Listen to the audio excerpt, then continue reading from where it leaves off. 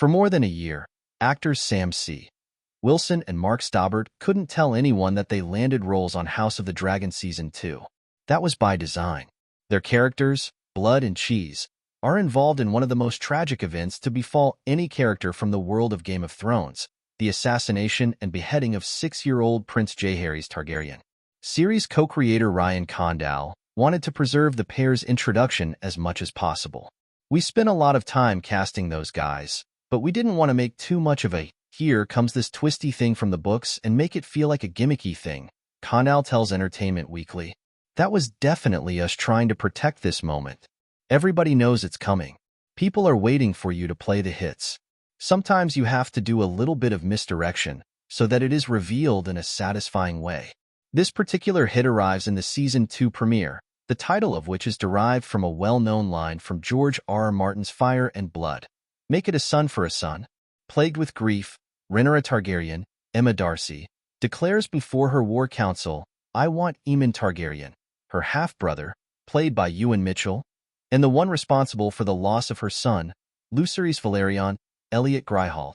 Rhaenyra's husband and uncle, Prince Daemon, Matt Smith, interprets that in his own quintessentially demon way, perhaps intentionally, and hires 2 sellswords to exact the queen's revenge. One of them is a member of the Gold Cloaks with a disdain for the Hightowers and loyalty to Daemon. He will be known to the ages as Blood. The book originally describes the character as an ex-Gold Cloak. When I got there, the director, Alan Taylor, made some allusion to, "You are the guy with the voice, Wilson," an actor from Amazon's Hannah and CBBC's Dodger who does indeed have a comparably booming voice to his character, tells EW over a Zoom conversation with Staubert. "Yeah, it is this deep, but I went a bit further for Blood. I think that he had to sound totally terrifying for it to make sense as to what he ends up doing, which is not good." The other is a rat catcher with gambling debts who works in the Red Keep. History will remember him as Cheese. There's technically a third member of this group, Cheese's dog. Wilson and Staubert have a laugh over the canine actor being more famous than either of them, since it's the same dog who played the main pup in Disney's Cruella. "We were nothing compared to this dog," Staubert jokes. Not much is known about these characters in Fire and Blood. Martin writes, "Their true names are lost to history. But with writing from Condal and performances from the actors, they became fleshed-out figures in the lexicon of Game of Thrones. It came through a director I'd done jobs for before," Staubert recalls of the audition. "I didn't have any inkling as to who it could be. I didn't know the world. There was a name. Sam, can you remember what the names were?" Wilson starts typing into the search bar on his email inbox to find the answer. "It was Charlie." Staubert continues, "It was Boris and Charlie instead of Blood and Cheese. Those weren't the only tactics used to keep these characters under wraps. Besides, the actors used for the audition had different dialogue. Instead of 'going to kill a royal prince,' it read 'going to kidnap.' Instead of the queen's quarters, the scene was set in the prince's quarters." Wilson ended up flubbing the lines when he finally got to set and saw the actual scripts. "I realized I was saying the lines as I'd learned them in the audition." Staubert also remembers the job calling for decent comedy chops, though Wilson says that disappeared pretty quickly. "It really developed through the shoots with the things we were talking about with Alan, with Ryan. I remember auditioning for it with more of a twinkle than what ended up being on screen. From the bits I've seen, it's a lot darker than the job that we accepted. Blood and Cheese have their orders. Sneak into the castle disguised as rat catchers and kill Aemon. Though it doesn't occur on camera, it's clear Daemon gives them a stipulation. Should the one-eyed prince remain at large, they should kill a son instead. And because, of course, Aemon isn't around, the assassins haphazardly find themselves in the nursery where the royal twins, Prince Jaehaerys and Princess Jaehaera, are sleeping. Cheese holds their mother, Queen Helena, Sabin, at knife point and threatens to kill them all if she doesn't point out the male heir. The events are far more gruesome in Fire and Blood.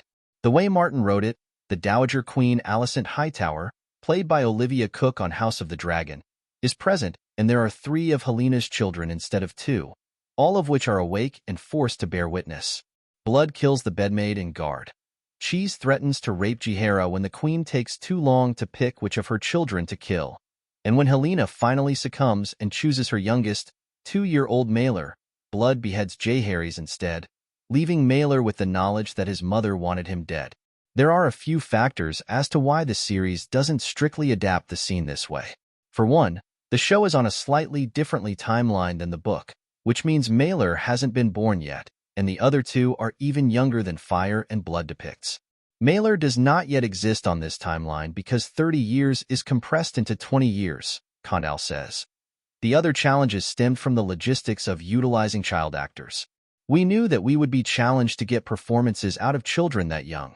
As a person who has kids around these ages, I'm intimately familiar with all of that, Condal says. Then there are things that you can and cannot expose children to on a movie set.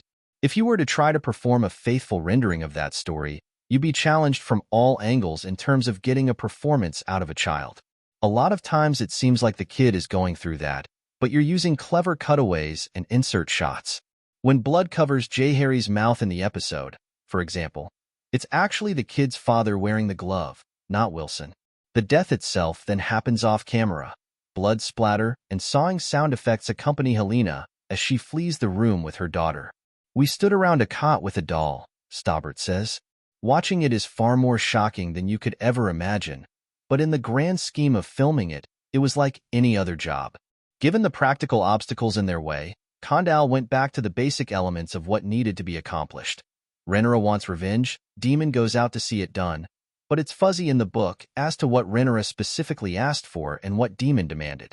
What we wanted to do was make a visceral sequence that satisfied the beat in the book, but also played in a reality that worked for our television audience, many of whom would not have read the book, Condal says.